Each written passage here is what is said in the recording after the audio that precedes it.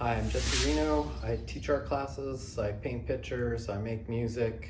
Um, just wanted to do a little introduction, kind of the side stuff that isn't what I teach or how I teach it, but just kind of who I am. I live in Portland, Oregon. I've been here for over 20 years. It's definitely home to me. I moved here from the East Coast right after I quit my job. I was a mailman for, I don't know, 10 years and a photo offset printer. You know, this isn't to be interesting, it's to be real. That's what I was doing. I started painting pictures. I painted 100 pictures the first year, started selling them the second year. By year 3, I quit my job. 6 months later, I moved here and been here ever since. Currently, or for the last long time, I've been living with my partner here in the studio. We've been together for 11 years. She's a full-time artist. She has 3 kids. I've been living with them and around them, and I don't know, one of them told me I was the most influential person in their life, so, you know, I'm doing all right in that department, I guess. Figure that's a little note. What does he do with them? I don't know, but it adds up to that somehow. I live with 2 dogs, so they're my homies. A lot of times I come home and I go, why did I leave? You're right, Bam Bam. I should have just stayed here and hung out with you. Not because I hate all people, but sometimes I want to just kind of keep doing what I'm doing, which is when I'm not painting. Making music. I've been on a regiment where I wake up and mess around, dial in whatever I'm doing musically, and then I have a half-hour jam, and then I go on an hour walk and listen to it and assess it, and come home and then do something, and then usually make lunch like 12 or 1 every day, because I started eating super healthy, just kind of cutting everything processed, sugar, salt, non-nutritious out of my diet, only for the highest in nutrition kind of foods, which has kind of changed a whole bunch of my life and ideas. I don't know, it's not like I joined a gym or anything. I mean, I take those walks every day and make music every day, but it's definitely like calmed me down, leveled me out, and made me aware of what I was eating and what I was doing and what I'm doing now and how different I feel and just kind of feel about it. Food used to just be something I jammed in my mouth, and now I don't get that extravagant, but I think about it when I'm making it and I eat it and it's good and I feel good about it. And just weird to me, because it wasn't something I set out to do, or I was having a sickness that I was feeling I needed to fix my life or something, but it's been highly impactful anyway. Something that's been important to me, that I'm not trying to tell you to do it, but you might want to do it. But I'll let you know what kind of, I guess that tells you something about who I am. So a little bit about what I paint or why I paint what I paint.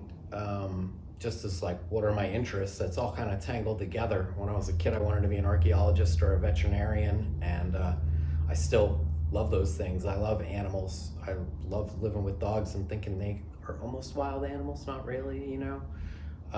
But a big influence in my work is primitive sculpture, ancient civilizations, Mayan, African, Native American, all those things. I collect masks, and that's the art that I really like looking at. If I'm going to go to a museum, that's the part of the museum I'm going to.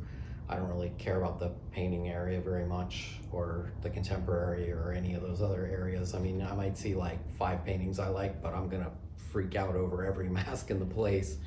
And that's a lot of what's in my paintings. And then the other part, you know, whether it looks like nature or not, I'm trying to create a nature within the work, and a natural space and a kind of an environment that may not exist or may have existed. And I kind of think in those ways. Even when I'm mark making, I'm looking, and even if I'm not going to paint a volcano or a rock wall, I kind of think of how they look. And I don't know, I spend a lot of time just thinking about natural things, and that's what's in my work and where it comes from. I don't know how everybody chooses to take it. I know some people think I'm painting monsters, or I don't know, they think it's so far out, and I'm not saying they're wrong. It's whatever you see, but for me, where it actually is coming from is a very natural place, and a primitive, and like primitive in the way that, like, what were those people painting about? You know, obviously they weren't painting for the Guggenheim or the art fair or any of this other nonsense. They were painting to like teach a lesson, tell a story, tell you something, state that something was here,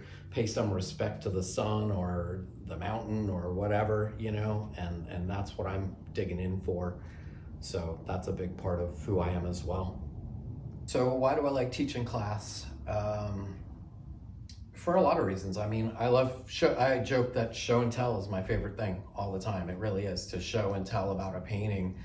And what better place for class? It's you want all those insights, and it gives me the opportunity in a class setting to go the full mile and tell the whole story of a painting, show how it unravels throughout the process, how I think that one thing means something in a painting, and then I make 5 more moves, and there's all these transitions and changes, and to share how I re-put together the story with these new pieces, or how even the change itself can be part of the work. Like, the things you're not seeing are just as important as what you are seeing, and getting it and share that in an in-depth and like really patient way with students. And the other thing I really like is making jokes in class and keeping it loose. I think that's really important to the overall vibe and success of the class. I could really rate a class, and I'll know in the first hour if nothing's funny and nobody laughs at anything I do, it's gonna be not a hard class, but it's gonna be a hard day or two till I can get everybody loosened up, because I'll just keep doing crazy stuff until everybody cools out a little bit.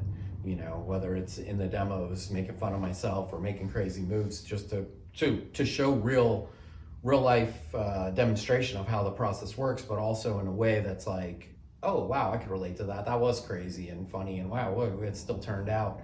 Maybe I should loosen up, because I feel like that's something that stands in a lot of people's way, and it's nice to break that out of people. I mean, to see the person who looked really uncomfortable in the beginning, and for the next day, and then to see them smile at you at the end is like awesome. You didn't break them down. You let them open themselves up and be comfortable rather than closed in, and nobody needs to be like that. So there's more to the class than just painting. A lot of people say this is like a class about life, which I said it earlier, and even this talking, like, it's all tied together for me. The painting, the walking around, the everything I do kind of seems to create the space for it all to happen. A lot of people travel for the workshops, so I just thought it might be a good idea to tell you a little about Portland. I mentioned earlier, I call it my home, and I'm happy to. And the reasons I love it are, it's got awesome nature, awesome shops, and great food. There's actually a bunch of record shops. There's a bunch of cool independent theaters, lots of galleries downtown and on this side of the river.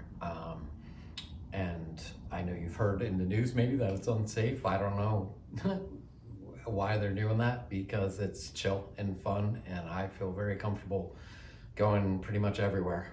So just thought it might be nice for you guys to know that too.